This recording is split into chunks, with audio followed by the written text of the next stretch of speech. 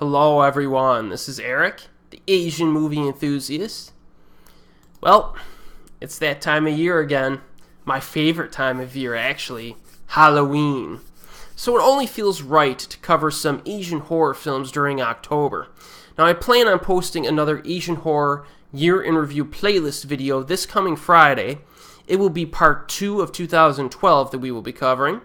But in addition to that, I wanted to cover a few more Asian horror films from recent years that I have not yet reached in my Asian horror playlist.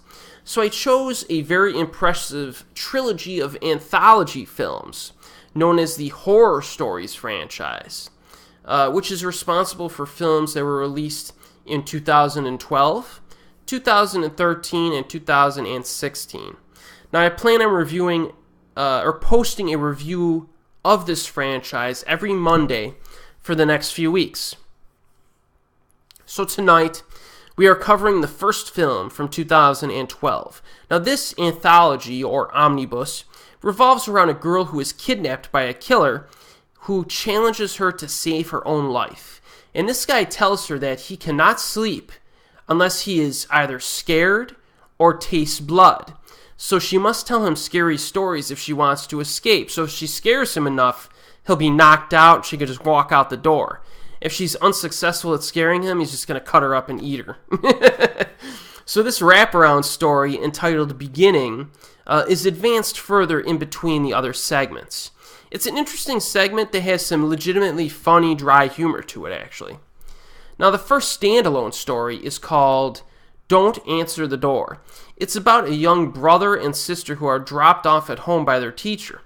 Their mother is working late and advises them that a delivery will be made, but they should not open the door. All right? Instead, have the guy drop the package off in front of their apartment. But after the delivery is made, the man attempts to break in. Now, this actually begins with a quite funny scene involving a classroom of kids getting scared.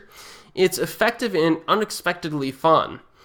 But overall, this is a really cool kind of home invasion story that is very unpredictable. This one gets kind of wild. I had difficulty kind of predicting where it was going, really, even from the opening 10 minutes. So this has great performances by the kids, and there's a boatload of suspense for much of the runtime. I really like the lead actress in this. Very good stuff overall. I love good quality horror films where little kids are placed in mortal danger. I don't know, just something about it I like. So this first segment's pretty solid. Now the second standalone story is called Endless Flight. It's about a flight attendant who eludes a serial killer during a plane flight. This is something we've seen before.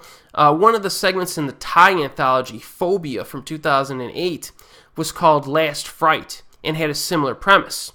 In that story, however, the killer was already dead. In Endless Flight, the killer is very much alive. Now, that's not especially unique or clever, but it is moderately suspenseful and quite violent, actually.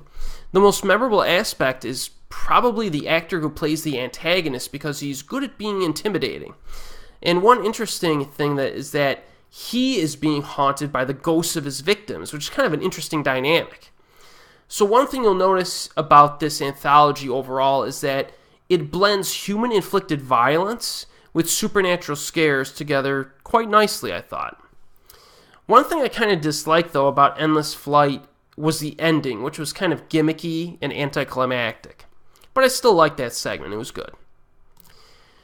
Now, the third standalone story is called Secret Recipe. Our protagonist is a woman named Gongji, who has a stepmother and a stepsister named Bak Ji. Now, Gongji is engaged to a wealthy corporate president, but Bak Ji also wants to marry him, so she endures plastic surgery in an attempt to look like Gongji. So as you might expect, there are some real nutcases in this one. But that's one of the reasons why it's entertaining. A few of these characters are real loons, man. Pretty loony. Similar to the first standalone story, Don't Answer the Door, Secret Recipe also shifts in rather unexpected ways. Kind of hard to predict what's going to happen here. Scares are a mix of blood and suspense, which is effective. The big negative for this one, though, is that the ending, in my opinion, just makes no sense whatsoever. It's just crazy for the sake of being crazy, but it is fun, so I didn't mind that much. Pretty good segment. The fourth standalone story is called Ambulance in the Death Zone. It's about 5 people in an ambulance, one of whom may be inflicted with a zombie virus. So this starts off kind of predictably, but then it gets more exciting as it progresses. It has multiple twists that flow naturally from the situation, and much of the entertainment is earned through suspense and imminent danger. Now, like we said before in this playlist, Asian movie industries really got their act together regarding zombie films during the late 2000s, and that trend continues with this installment. Now, if I were to point out a flaw or a few flaws with this anthology, one would be that most of the characters are kind of shallow and undeveloped. I don't think anyone would call this a deep horror film by any means.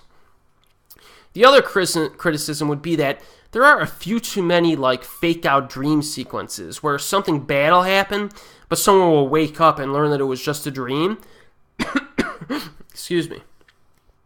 But regardless, this is an extremely stylish anthology that has bloody violence, suspense, and interesting character interaction. Performances and direction are solid too, so I definitely think the positives greatly outweigh the negatives in this. So yes, I do recommend Horror Stories, which is very fun and kind of a high-quality collection of short stories if you think of it on a visceral and visual level. And it's also widely available on DVD and Blu-ray, so check it out. And as always, I will see you next time.